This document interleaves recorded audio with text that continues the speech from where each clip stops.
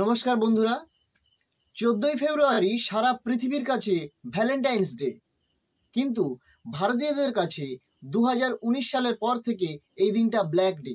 কারণ আপনারা জানেন 2019 সালের ফেব্রুয়ারি মাসে এই 14ই ফেব্রুয়ারিতে পুলওয়ামাতে অ্যাটাক হয়েছিল, আর তখন থেকেই আমরা ভারতীয়রা সেই দিনটাকে ব্ল্যাক ডে হিসেবে পালন করি।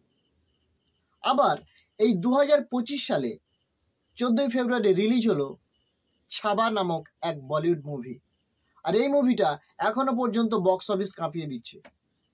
আপনারা বিভিন্ন মিডিয়াতে দেখে থাকবেন ছাবার বক্স অফিস রিপোর্ট, আর সেজন্যই আজকের ভিডিওতে নিয়ে চলে এলাম ছাবা নিয়ে কিছু তথ্য। ছাবা কে ছিল, তার ইতিহাসটা কি, সেই বিষয়ে। আসলে সিনেমা দেখে তো আর ইতিহাস জানা যায় না, সেজন্য ইতিহাসের পৃষ্ঠা থেকে ছাবা নিয়ে কয়েকটা তথ্য আপনাদের সামনে আজকের আমি তুলে ধরব।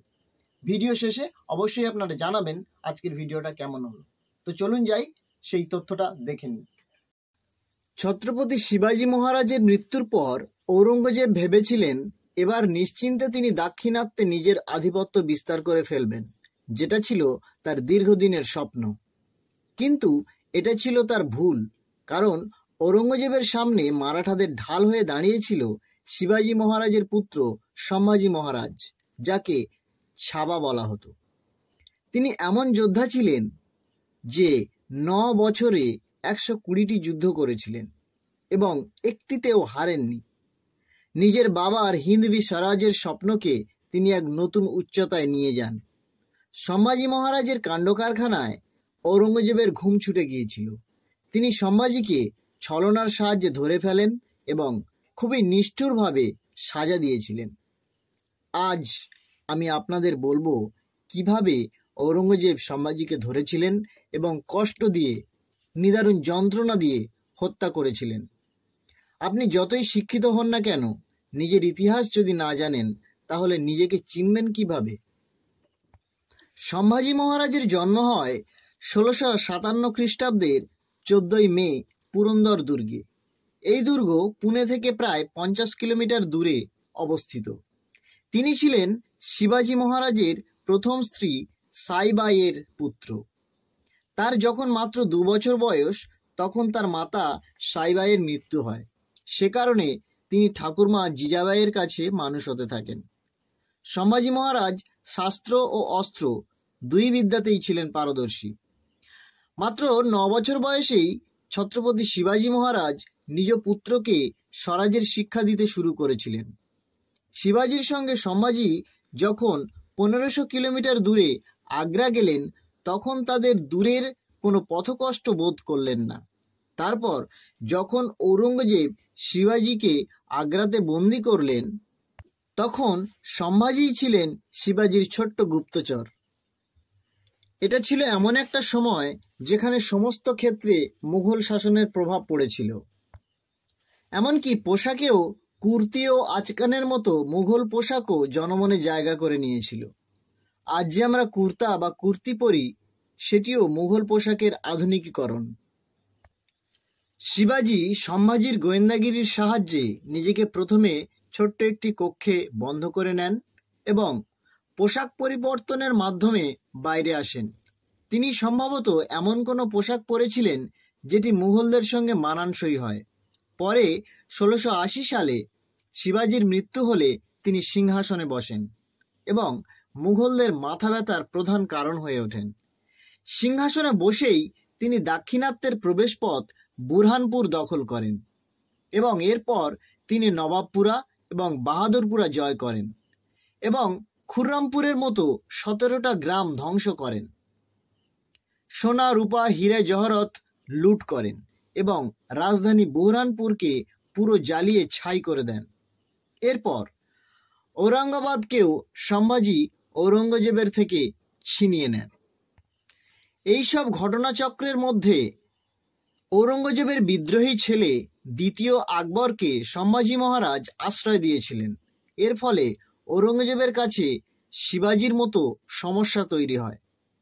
ঔরঙ্গজেব খুব চেষ্টা করেছিলেন, কিন্তু সম্ভাজিকে ধরতে পারেননি। শেষমেশ 1687 খ্রিস্টাব্দে মারাঠা ও মুঘলদের মধ্যে ভয়ঙ্কর লড়াই হয়। যুদ্ধে মারাঠারা জিতলেও প্রচুর মারাঠা সেনার মৃত্যু হয় এবং সম্ভাজির বিশ্বস্ত বন্ধু ও সেনাপতি হাম্বিরাও মোহিতের এই যুদ্ধে প্রাণ হারায়। এই সময় সম্ভাজির বিরুদ্ধে ঘর শত্রুতার বীজ অঙ্কুরিত হতে থাকে। তার বিরুদ্ধে ষড়যন্ত্র শুরু হয়। তার আত্মীয় শির্কে পরিবারের খুব বড় ভূমিকা ছিল এই ষড়যন্ত্রে। 1689 সালের ফেব্রুয়ারি মাসে যখন একটি বৈঠকের জন্য সঙ্গমেশ্বর পৌঁছালেন, তখন সম্ভাজির উপর অতর্কিত হামলা চালানো হয় এবং মুঘল সর্দার মোকাররব খানের নেতৃত্বে সম্ভাজির সমস্ত সর্দারদের হত্যা করা হয়। ওনাকে এবং ওনার পরামর্শদাতা ও বন্ধু কবি কলশকে বন্দি করে বাহাদুরগড় দুর্গে নিয়ে যাওয়া হয়। ঔরঙ্গজেব সম্ভাজিকে প্রস্তাব দিলেন সমস্ত দুর্গ ঔরঙ্গজেবকে দিয়ে ইসলাম ধর্ম গ্রহণ করতে। এই প্রস্তাব মেনে নিলে প্রাণ ভিক্ষা দেওয়ার প্রতিশ্রুতি দেওয়া হলো। সম্ভাজি রাজে এই প্রস্তাব সরাসরি প্রত্যাখ্যান করেন। এরপর শুরু হয় অপমান এবং নিপীড়নের দীর্ঘ অধ্যায়। ইসলাম অস্বীকার করায় সম্ভাজি রাজে এবং কবি কলশকে জোকারের পোশাক পরিয়ে উটের পিঠে চড়িয়ে সারা নগর ঘোরানো হয়। সমস্ত রাস্তায় ওনাদের উপর পাথর বর্ষণ করা হয় এবং বল্লমের খোঁচা দেওয়া হয় এবং আবারও প্রত্যাখ্যাত হলে অত্যাচারের মাত্রা আরও বাড়িয়ে দেওয়া হয়। 2 কয়েদির জিভ কেটে নেওয়া হয়, চোখ তুলে নেওয়া হয়। ইংরেজ ঐতিহাসিক ডেনিস কিনকার্ড লিখেছেন, বাদশাহ ওনাকে ইসলাম স্বীকার করার হুকুম দিয়েছিলেন। অস্বীকার করায় তাকে ভীষণভাবে মারা হয়। দ্বিতীয়বার জিজ্ঞাসা করা হলে সম্ভাজি আবারও অস্বীকার করেন এবং এরপর তার জিভ কেটে ফেলা হয়। আবারও একবার জিজ্ঞাসা করা হয়। এবার সম্ভাজি লেখার সামগ্রী আনতে বলেন এবং লেখেন, যদি বাদশাহ নিজের মেয়েকেও দেন তবুও ইসলাম স্বীকার করব না। এবার তাকে কষ্ট দিতে দিতে মেরে ফেলা হয়। বলা হয় যে সম্ভাজির ক্ষতের উপর লবণ দেওয়া হয়েছিল, চোখে লঙ্কা দেওয়া হয়েছিল, চুল উপড়ে নেওয়া হয়েছিল, শরীর থেকে মাংস কেটে কেটে কুকুরকে খাওয়ানো হয়েছিল, ওনার আঙুল কাটা হয়েছিল, হাত কাটা হয়েছিল, জিভ কাটা হয়েছিল। প্রতিদিন শরীর থেকে একটা একটা করে অংশ কাটতে কাটতে 1680 খ্রিস্টাব্দে 11ই মার্চ সম্ভাজিকে হত্যা করা হয়। একটা কথা খুব প্রচলিত আছে, নাকি সম্ভাজিকে মারার ঠিক আগে ঔরঙ্গজেব তাকে বলেছিলেন, যদি আমার 4 ছেলের মধ্যে একজন তোর মতো হতো তাহলে কবেই পুরো হিন্দুস্তান মুঘলদের কবজায় এসে যেত। ঔরঙ্গজেব এখানেই থেমে থাকেননি। তার আদেশে মুঘল সর্দার জুলফিকার খাঁ গওড় দুর্গ আক্রমণ করে রানী যশুবাই এবং তার 7 বছরের পুত্র শাহুজি মহারাজকে বন্দী করে নেন। যদিও এই আক্রমণ থেকে সম্ভাজি মহারাজের ছোট ভাই রাজারাম মহারাজ বেঁচে যান। যখন সম্ভাজি মহারাজের মৃত্যু হলো তখন সবাই ভেবেছিল যে এবার মারাঠা সাম্রাজ্যের সূর্য অস্ত যাবে, কিন্তু এমনটা হয়নি। ঔরঙ্গজেবের সমস্ত কর্মকাণ্ডে জল ঢেলে দিয়েছিল মারাঠারা। তারা সবাই সম্ভাজির হত্যার প্রতিশোধ নেওয়ার জন্য ক্ষেপে ওঠে। মনে করা হয় সম্ভাজির হত্যার মাধ্যমে ঔরঙ্গজেবের পাপের 16 কলা পূর্ণ হয়েছিল। একদিকে ঔরঙ্গজেবের 9 লক্ষ সেনা, অপরদিকে মারাঠারা ছিল 20 থেকে 50 হাজার, কিন্তু তবুও তারা ঔরঙ্গজেবের বিরুদ্ধে লড়তে পিছুপা হয়নি। রাজারামের হাতে যুদ্ধ পরিচালনার দায়িত্ব দেওয়া হয়, যিনি ছিলেন মাত্র 19 বছরের এক বালক। ইনি ছিলেন সম্ভাজি মহারাজের ছোট ভাই। এছাড়াও এই কঠিন সময়ে আরও 2 জন ছিলেন যারা মারাঠা সাম্রাজ্যে নতুন করে প্রাণ সঞ্চার করেছিলেন। প্রথমজন ছিলেন শান্তাজি ঘোরপাড়ে এবং বল্লম যোদ্ধাদের সেনাপতি ধানজিরাও যাদব। যদিও সুরিয়াজি পিসাল নামে এক মারাঠা সর্দারের শত্রুতার জন্য রায়গড়ের দুর্গ মুঘলদের অধীনে চলে যায়, কিন্তু সুযোগ পেয়েই যশুবাই রাজারামকে পালাবার সুযোগ করে দেন। মুঘলদের হামলা জারি ছিল এবং তার মধ্যে কোনো প্রকারে প্রাণ বাঁচিয়ে রাজারাম প্রথমে প্রতাপগড় এবং তারপর বিশালগড়ের দুর্গে পালিয়ে আসেন। যদিও এখানে পর্যন্ত মুঘল সেনারাও তার পিছু করেছিলেন। এর মধ্যেই মুঘল সেনাপতি জুলফিকার খানের তত্ত্বাবধানে মুঘল সেনা ক্রমাগত দক্ষিণের দিকে অগ্রসর হতে থাকে। পানহালা মুঘলরা দখল করে নেয়। তখন মারাঠারা মনে করেছিল শীঘ্রই মুঘলরা বিশালগড়ও দখল করে নেবে। এই জন্য রাজারাম জিঞ্জির দুর্গে থেকে গেলেন। এবং শীঘ্রই ঝিঞ্জি মারাঠা সাম্রাজ্যের রাজধানী হয়ে ওঠে। রাজারামের এইভাবে বেঁচে যাওয়ায় মুঘলরা ভাগ হয়ে গিয়েছিল। ঝিঞ্জির উপর আক্রমণ করার জন্য মুঘল সেনারা এক অংশ দক্ষিণ দিকে অগ্রসর হয়, কিন্তু সন্তাজি ঘোরপড়ে এবং ধনাজি যাদব তাদেরকে প্রতিহত করেন।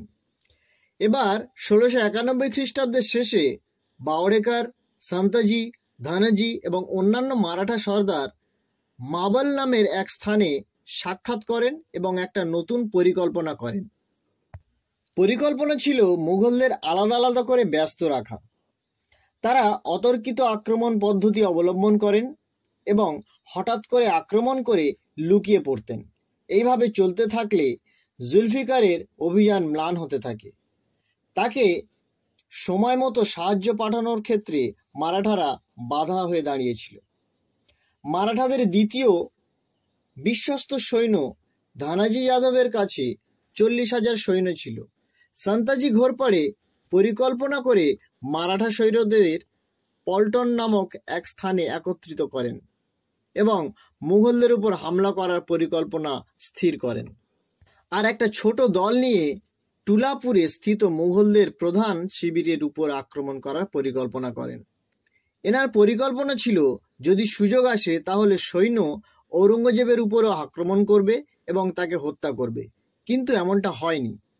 ধনাজি ও সন্তাজি পূর্ব দিক থেকে মুঘল সেনাকে আক্রমণ করেন এবং অবশিষ্ট মারাঠা সর্দারগণ মুঘল সেনাদের মহারাষ্ট্রের আশপাশে ব্যস্ত করে রাখেন। এর ফলে মুঘলরা দাক্ষিণাত্যে দুই ভাগ হয়ে যায়। এক দল যায় উত্তর কর্ণাটকের দিকে, অন্য দল যায় মহারাষ্ট্রের দিকে। এবার মারাঠারা সুরাট থেকে দক্ষিণে যাওয়ার রাস্তা বন্ধ করে দেয়, যেখান থেকে মুঘলদের মালপত্র যেত সুরাট বন্দর থেকে। এদিকে ঔরঙ্গজেব এমনই অস্থির হয়ে পড়লেন যে তিনি নিজের সেনাপতি জুলফিকার খানকে শর্ত দেন। তিনি বলেন, হয় তুমি ঝিঞ্জিকে অধিগ্রহণ করো, না হলে তুমি পদত্যাগ করো। 1698 সাল পর্যন্ত মারাঠারা ঝিঞ্জি দুর্গকে সুরক্ষিত রাখতে পেরেছিল। ঝিঞ্জি দুর্গ গোলা এবং হাতির সাহায্যে জয় করা সম্ভব ছিল না, কারণ এটা ছিল পাহাড়ের উপর। মুঘলদের কাছে অশ্বারোহী সৈন্যদের অভাব ছিল। এর জন্য মারাঠারা জঙ্গল থেকে এবং পাহাড়ের উপর থেকে আক্রমণ করত। এই জন্য মারাঠাদের রাজধানী ঝিঞ্জি দখল করতে মুঘলদের প্রায় 7 বছর লেগে যায়। আর এর জন্য এত অর্থ ব্যয় হয় আর এত লোক মারা যায়, যাতে ঔরঙ্গজেবের লাভের চেয়ে ক্ষতি বেশি হয়েছিল। 20 বছর দাক্ষিণাত্যের বিরুদ্ধে লড়াই চালাতে গিয়ে ঔরঙ্গজেবের রাজকোষ প্রায় অর্ধেক হয়ে গিয়েছিল। উত্তর পশ্চিমের অঞ্চলগুলি মাথাচাড়া দেয়, কিন্তু দাক্ষিণাত্যে মারাঠারা ঔরঙ্গজেবকে এমন চ্যালেঞ্জের মুখে ফেলে দিয়েছিল যে তিনি দাক্ষিণাত্যেই ব্যস্ত হয়ে থাকলেন। যে সম্ভাজিকে ঔরঙ্গজেব মারাঠাদের শেষ ছত্রপতি মনে করেছিলেন, সেটা তার সবচেয়ে বড় ভুল প্রমাণিত হয়েছিল।